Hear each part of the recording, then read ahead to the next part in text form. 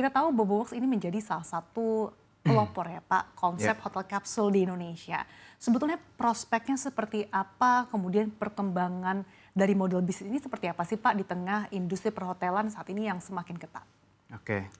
Jadi, Bobox kita mulai di tahun 2018 karena kita melihat adanya pertumbuhan yang sangat signifikan di jumlah domestic travelers. Jadi kita bisa melihat bahwa traveling itu udah menjadi gaya hidup baru. Apalagi di kalangan millennials dan Gen Z gitu ya. Jadi kita melihat adanya kesempatan opportunity di market segment ini. Nah, Bobox hadir mengusung tema space efficiency yang kita integrasikan dengan teknologi untuk bisa memfasilitasiin market-market urban frequent travelers. Oke. Jadi untuk budget travelers yang mencari tempat tinggal yang terjangkau, yang bersih, yang nyaman, nah kita bermula dari sana.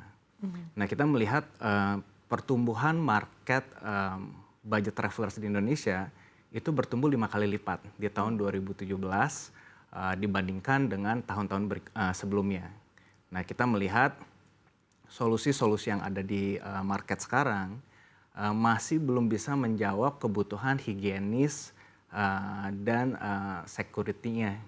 Nah disitulah Bopot hadir menghadirkan sebuah konsep yang terjangkau, aman dan nyaman. Oke, artinya dengan konsep space efficiency ini tidak hanya tadi mengedepankan harga, tapi tadi Ya, dari segi value, higienis dan security-nya tadi ya Pak ya. betul, betul. Kemudian sejauh ini sudah ada berapa unit untuk Boboworks sendiri?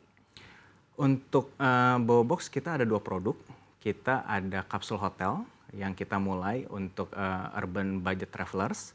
Dan saat pandemi tahun 2020 kita membuat produk baru, Bobo Cabin. Konsep modular juga dengan integrasi teknologi juga, tetapi untuk memfasilitasi nature enthusiast. Orang-orang yang pengen healing, orang-orang yang pengen rehat sejenak. Nah jadi kita sekarang ada 2 produk itu. Total jumlah lokasi kita sekarang ada 38 lokasi di 20 kota dengan kurang lebih 1.700 kamar.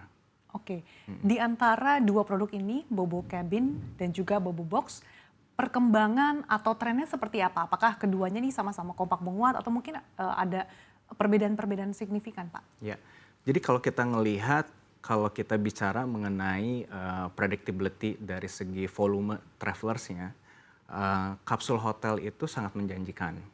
Karena jumlah urban budget travelers itu jumlahnya sangat banyak dan tidak ada seasonality-nya. Ya, jadi kalau kita ngelihat dari tahun 2018 sampai sekarang jumlahnya terus bertambah, hanya terdisrupsi saat masa-masa COVID-19. Ya, di mana kan saat itu ada PPKM. Tapi kita melihat bahkan sekarang jumlah hunian di kapsul hotel itu terus meningkat, bahkan sudah jauh lebih baik dibandingkan dengan pasca pandemi gitu ya. Nah untuk Bobo Cabin kita emang melihat destinasi wisata alam itu meningkat semasa pandemi. Dan tadinya kita mengira itu akan menjadi tren sesaat, tetapi sekarang kita melihat bahwa nature destination, workation itu menjadi lifestyle juga, menjadi lifestyle yang baru. Jadi kita melihat adanya stability juga, karena sekarang yang namanya corporate outing, retreat, itu udah mencari tempat-tempat alam terbuka. Artinya terkait dengan lifestyle ini menjadi peluang tersendiri ya Pak bagi Ya, industri hospitality, khususnya tadi terkait dengan dua produk, Bobo Cabin dan juga Bobo Box.